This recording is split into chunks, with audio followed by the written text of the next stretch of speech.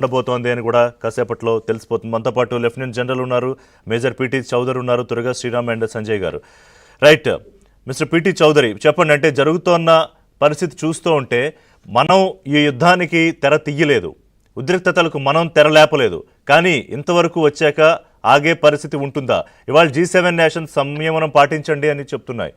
I'm feeling surprised. సంయమనం పాటించాం కదా మనం ఇన్నాళ్ళు. చౌదరి గారు, మీకు నా తోడు ప్యానలిస్ట్ కి మీ దర్శకులందరికీ నమస్కారం. నమస్తే సార్. తర్వాత ఏంటంటే మీరు అడిగిన ప్రశ్నకి ప్యానల్ మన ప్రెస్ బ్రీఫింగ్ ఎందుకు పోస్ట్ పోన్ అయింది అని కొంచెం ఆలోచించారంటే అర్థమైపోద్ది. మనం ఇంతవరకు చేసేది యాంటీ టెర్రర్ ఆపరేషన్ అను, యాంటీ టెర్రర్ ఆపరేషన్ కు వాళ్ళ రెస్పాన్స్ వస్తే దానికి మనం రెస్పాన్స్ ఇచ్చాం. వాళ్ళు యాక్షన్ తీసుకోకుండా కొంచెం వాళ్ళ పవర్ తగ్గించడానికి ఎయిర్ బేసెస్ కొట్టాం, రెడార్ సిస్టమ్స్ కొన్ని డిస్ట్రాయ్ చేసాం. కానీ మన వార్ అని డిక్లేర్ చేయలే. వార్ అని డిక్లేర్ చేస్తే ఇంటర్నేషనల్ సినారియోలో జియో పాలిటిక్స్ లో దాని అర్థమే మారిపోద్ది. అందుకని కొంచెం మన ఫ్రెండ్స్ ఎవరైతే ఉన్నారో వాళ్ళతో కూడా కన్సల్టేషన్ చేసుకుని ఇది ఎంతవరకు ఆపరేషన్ సింధూర్ కంటిన్యూషనా లేకపోతే ఆల్ అవుట్ వారా అది కొంచెం ఆలోచించుకుని డెసిషన్ రావాలి. అది గవర్నమెంట్ దానికి కొంచెం టైం తీసుకుంటా ఉంది, అది మంచిదేనండి. రెండోది ఏంటంటేనండి, మన ఫ్రెండ్స్ ఎవరైతే ఉన్నారో వాళ్ళ ఆలోచన కూడా మనం కొంచెం కన్సిడర్ చేయాలి.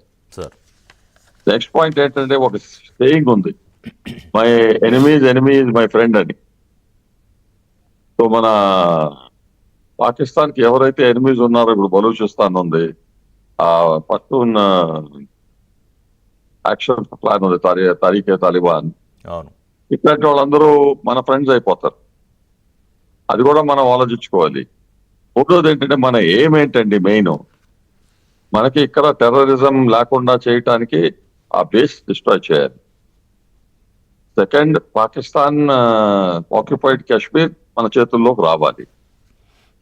ఈ రెండు మనకు అయిపోతే మనకి మన ఆబ్జెక్టివ్స్ రీచ్ అయినట్టు ఉంటది.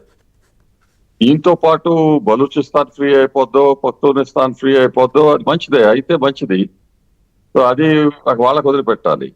కరాచీ అవుద్దా లేదా ఈ అన్నిట్లో మనం ఇప్పుడు దిగకూడదు, వాళ్ళకి సపోర్ట్ చేస్తాం. అంటే మనం దిగింది కూడా ఆపరేషన్ సింధూర్ లో భాగంగా ఆపరేషన్ POK ఉందా లేదా మనకు తెలియదు. మనం మీరన్నట్టుగా ఆపరేషన్ ఏం స్టార్ట్ చేసాము, టెర్రర్ అటాక్ మీద దాడి చేసాం. అంటే ఉగ్రవాద దేశం నుంచి వచ్చే ఒక్కడు కూడా మళ్ళీ ఇక్కడికి వచ్చి ఇంకొక భారతీయుడు లేకపోతే భారత సైనికుడు ప్రాణమో తీయకూడదు. అది ఆపరేషన్ సింధూర్ తాలూకా ప్రధానమైన లక్ష్యం కదా. దానికి ఇంకొక డైమెన్షన్ ఉందండి. ఆల్రెడీ ఇక్కడ sleeper cells, above ground workers, support system ఇండియాలో స్ప్రెడ్ అయి ఉంది. దాని మీద మనం యాక్షన్ తీసుకుంటున్నాం. వాళ్ళని లొకేట్ చేసి ఐడెంటిఫై చేసి పట్టుకోవడానికి చాలా ప్రయత్నం చేస్తున్నాం. పబ్లిక్ కూడా అడుగుతున్నాం, మీకు ఎక్కడైనా అనుమానాలు ఉంటే అది పోలీసుకి చెప్పండి, వాళ్ళు ఇన్వెస్టిగేట్ చేసి రైట్ గా పట్టుకుంటారు అని. ఇది డెఫినెట్లీ మనకి ఏం ఒకటే, గెటింగ్ POK బ్యాక్.